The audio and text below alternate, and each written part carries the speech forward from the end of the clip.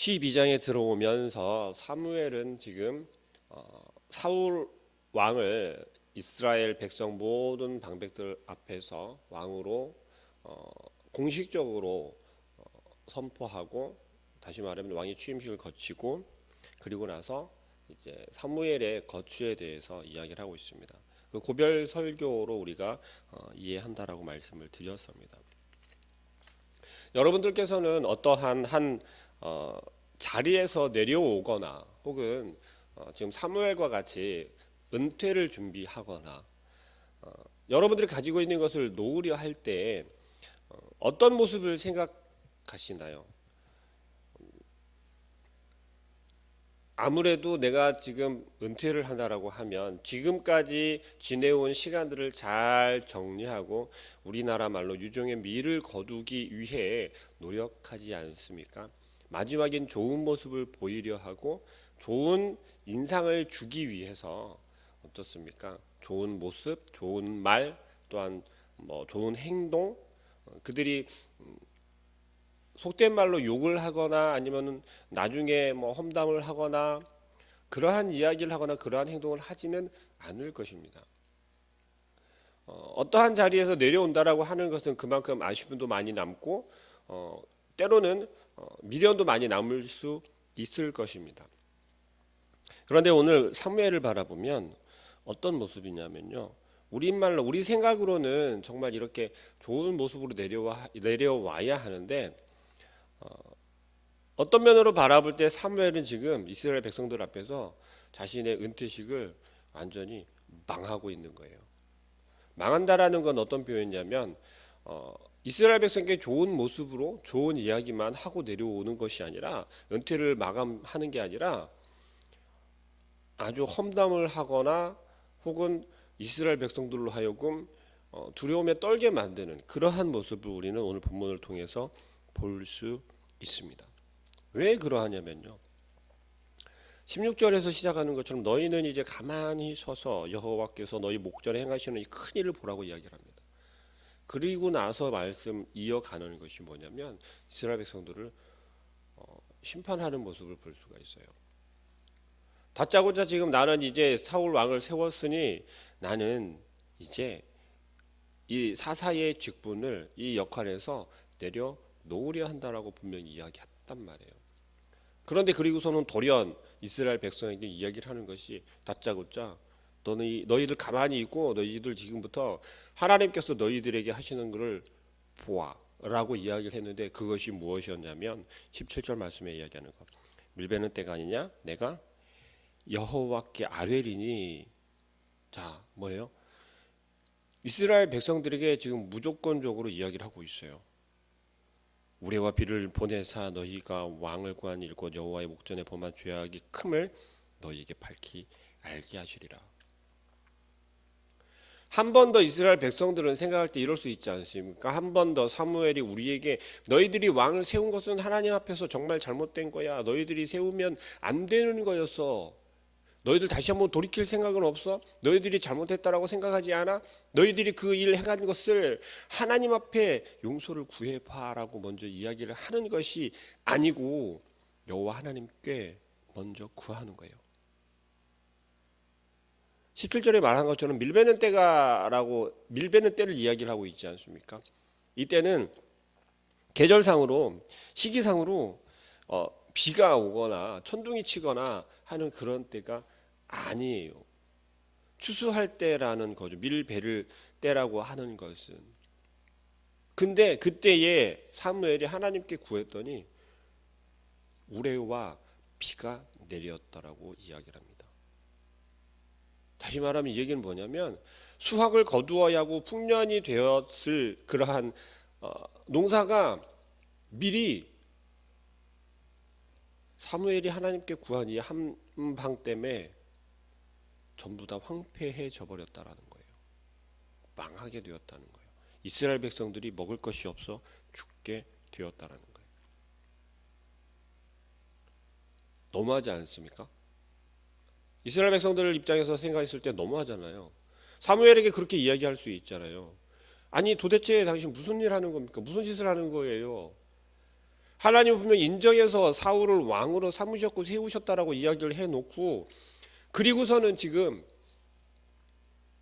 우리가 잘못한 것을 먼저 회개하라고 이야기를 하는 것이 아니라, 너희들이 잘못한 거 너희들 알고 있지, 기억하고 있지, 내가 지금 하나님께 너희들이 잘못한 것을 심판하라고 할 거야 라고 하면서 하나님께 기도를 했어요. 그랬더니 하나님께서는 사무엘의 부르짖음에 바로 또 응답을 해주시죠.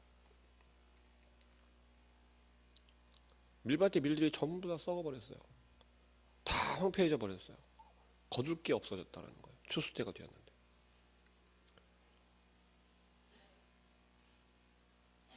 이스라엘 백성들이 어떻게 하겠습니까? 먹을 게 없으니 어떻게 돼요? 죽게 되었잖아요. 먹을 게 없는데요. 여러분들, 이스라엘 백성들이 하나님을 등질 때, 하나님을 배신할 때 한번 그 모습들을 생각해 보세요. 어느 때 가장 처절하게 하나님을 찾았는지요? 출애굽할 당시를 생각해 보세요. 추워서 따뜻하게 해주십시오. 추워서 얼어 죽겠습니다. 더워서 우리가 쪄 죽겠습니다 라고 이야기를 한 것은 없어요. 이스라엘 백성들이 불평의 시작은 먹는 거였어요. 항상 먹는 거. 우리가 애굽에 있을 때보다 못 먹습니다. 고기 먹고 싶으니까 고기 주세요. 우리가 먹을 게 없어서 굶어 죽게 생겼으니까 먹을 걸 주세요 라고 불평하고 하나님을 원망했어요. 지금 사무엘서에 나오는 이스라엘 백성들, 사사시대에 나오는 이스라엘 백성들, 출애굽한 그 이스라엘 백성들의 후손들인 이 이스라엘 백성들의 모습은요, 처음에 출애굽할 당시와 달라진 게 전혀 없어요. 똑같아요. 그의 조상들이 행했던 모습을 그대로 다시 되밟고 있고 되짚어가고 있는 거예요. 그런데 재미있는 건, 오늘날 2018년을 살아가고 있는 오늘날 우리도 이때 이스라엘 백성들과 했던 것과 동일하게 똑같은 모습으로 하나님 앞에 서고 있다는 거예요. 하나님을 원망하고, 그게 뭐 때문에 원망해요? 하나님께 불평하는 게 뭐예요? 우리 먹고 사는 것 때문에 불평하잖아요. 우리 먹고 사는 것 때문에 하나님 앞에서 내가 좀 이렇게 더 좋아졌으면, 내가 더 이렇게 좀 나았으면, 더 좋은 위치에 있었으면, 좀 더 편했으면 하고 하나님께 구하잖아요. 사무엘이 이야기를 하는 이 마음은 또 어땠을까요? 이 이야기를 듣고 있는 사무엘의 이 모습을 바라보고 있는 이스라엘 백성들은 어이없고 정말 어처구니가 없을 것처럼 보여지지만요, 근데 이들은 좀 달라졌어요. 왜요? 19절 말씀에 모든 백성이 사무엘에게 이르되 당신의 종들을 위하여 당신의 하나님께 기도하여 우리가 죽지 않게 하소서. 그리고 이야기를 하죠. 우리가 우리의 모든 죄에, 지금 이스라엘 백성들이 어떠한 죄를 지었는지 스스로 다 알고 있었다라는 거예요. 그들이 어떤 범죄를 저지르고 있었고 어떤 죄악된 행동들을 하고 있었는지 다 알고 있다라는 거예요. 거기에 왕을 세운 것을 더해서 잘못했다라고 이야기를 하는 거예요. 용서를 구하고 있고 회개하고 있는 모습을 상상해 볼 수 있습니다. 하나님께서는 자기의 백성들을 어떻게 여기고 계시죠? 하나님께서는 자기의 백성들, 자기가 사용하는 그 이스라엘 백성들을 정말 철저하게, 너무나도 철저하게 사랑하세요. 그리고 하나님의 그 계획 가운데 이스라엘 백성들을 절대 배제시킨 적이 한 번도 없어요. 처음 이스라엘 백성들을 선택할 때부터 지금 여전히 이때에도 마찬가지고 오늘 우리에게도 마찬가지고, 하나님께서는 하나님의 백성들을 여전히 사용하고 계시고 여전히 그 하나님의 계획 가운데서 빼어놓지 않으셨다라는 거예요. 그 무슨 말이에요? 하나님께서는 여전히 우리들의 상황과 우리들의 환경 속에서 하나님의 계획을 이루어가길 원하고 계신다라는 거예요. 그렇기 때문에 우리를 더 사랑하고 계시고 우리에게 더 큰 은혜를 매일매일 부어주고 계시다라는 것입니다. 그런데 그게 어느 때 확연하게 드러나냐면 지금 이스라엘 백성의 모습과 같이, 우리 자신들이 가지고 있던 우리가 하나님 앞에서 범죄했던 것들을 우리 다 알고 있잖아요. 그런데 이스라엘 백성들처럼 고백해야 할 때 고백해야 한다는 거예요. 용서를 구할 때 용서를 구해야 한다라는 거예요. 회개해야 할 때 반드시 회개해야 한다라는 것입니다.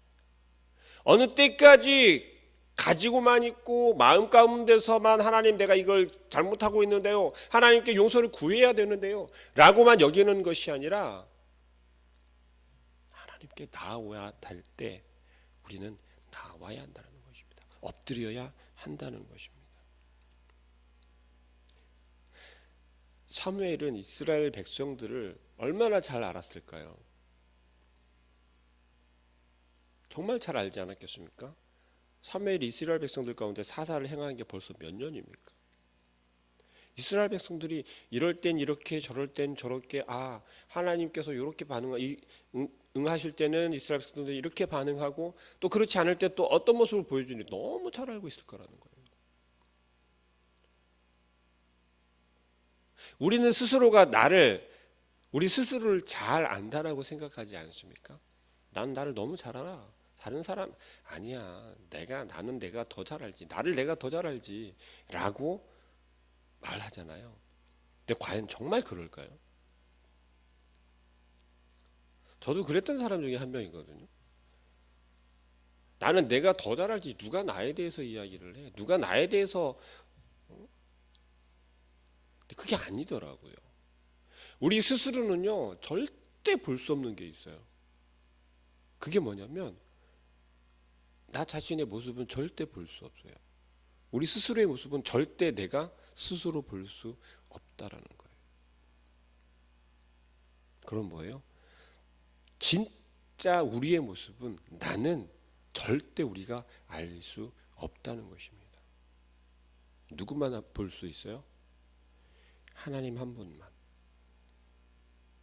내 앞에서 나를 진정으로 바라보고 있는, 이스라엘 백성들을 진정으로 바라보고 있는 이 사무엘과 같은 사람만 우리를 진정으로 볼 수 있다는 것입니다.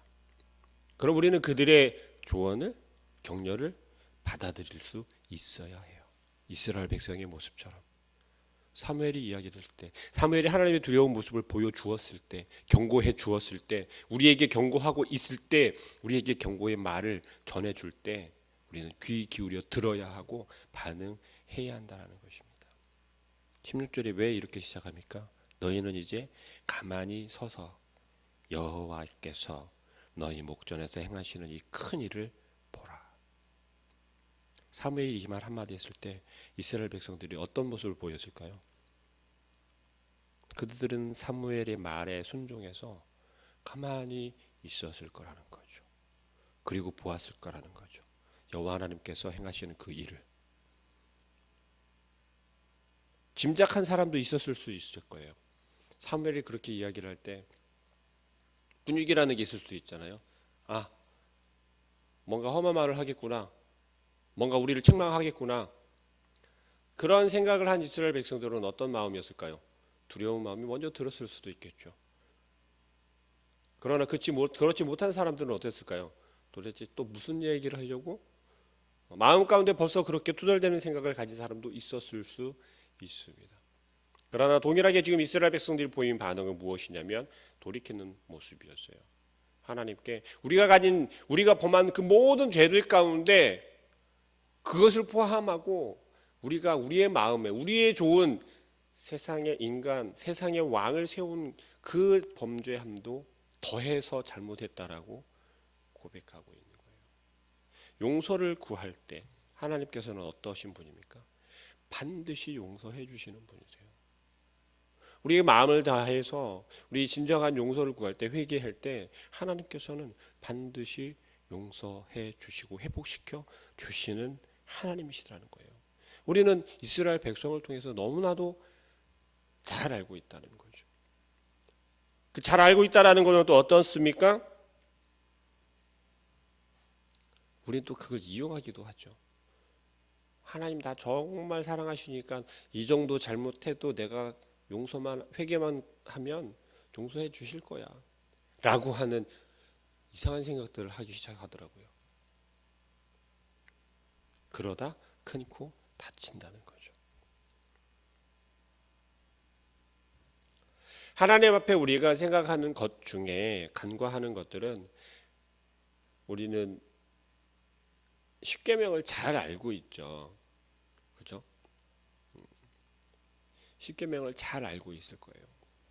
그런데 잘 알고 있는 그 십계명이 왜 우리의 삶 속에서는 그렇게도 지키기 어려울까요?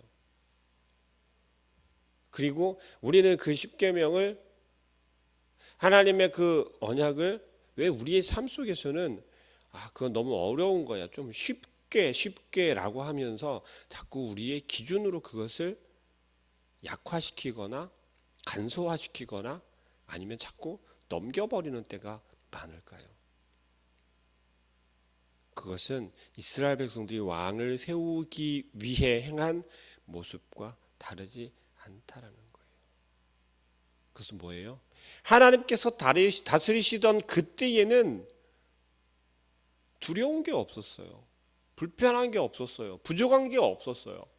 그런데 그 속에서 그들이 요구하고 원하는 건 뭐였냐면 하나님께서 다스리시는 것이 아니라 우리 스스로가 우리를 다스리기를 원했던 거예요. 우리 스스로 하고 싶었던 거예요. 우리의 마음대로 하고 싶었던 거예요. 지금 우리의 모습 속에 우리의 신앙생활 속에서 어떤 생각이 어떤 마음들이 자꾸 자라고 있냐면요. 이 모습과 똑같아요. 우리의 신앙생활은 내가 하는 거니까 내 마음대로 하게 좀 내버려 두세요. 우리의 모습 속에서 내가 원하는 대로 나는 신앙생활할 거고 내 믿음은 내가 키워갈 거니까 하나님께서는 그냥 좀 바라보고 있으라는 거예요. 우리는 그렇게 신앙생활하고 있다라는 거예요. 이스라엘 백성들이 그렇게 왕을 구하게 된 거예요. 하나님의 다스림에서 벗어나야 했던 거죠. 왜요? 그래야 그들 마음대로 할 수 있었거든요. 근데 그것을 무엇라고 이야기를 하냐면요. 사무엘은 이렇게 이야기합니다. 21절에 돌아서서 유익하게 못하며 구원하지도 못하는 헛된 것이다라고 이야기를 해요. 헛된 것. 그 헛된 것을 따르는 것. 그 왕, 세상의 이방 나라들이 그 왕을 따라서 그 왕이 통치하는 것이 좋아 보이고 화평해 보이고 강해 보이고 하는 그런 헛된 것들. 사무엘은요, 이스라엘 백성들에게 그렇게 헛된 것이다라고 표현하며 이야기하고 있어요. 사무엘은 단지 그 왕을 세운 것만을 이스라엘 이 이방 나라들이 이렇게 왕을 따라 왕을 구하고 한 것만을 놓고 헛된 것이라고 했을까요? 그 속에는 어떤 것이 다 포함이 되어 있겠죠. 그들의 욕심이나 그들이 우상을 섬겼던 것이나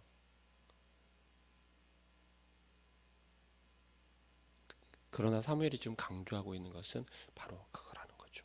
헛된 것을 따르지 말라. 그들은 헛되니라라고 단정지어서 이야기를 하고 있어요. 우리 스스로가 하나님을 떠나서 하나님을 왕으로 섬기는 것이 아니라 내 스스로가 우리가 왕이 되고자 하는 그러한 모습은 그러한 것들은 헛된 것이다라는 거예요. 진정한 유익을 구하고 하나님께서 우리에게 주시는 것은 무엇입니까? 멸망이 아니라 희망이고 생명인 줄을 믿으시기를 바랍니다. 우리에게 사무엘과 같이 이야기를 할 때 누가 이야기하지 않겠습니까? 누가 하겠습니까?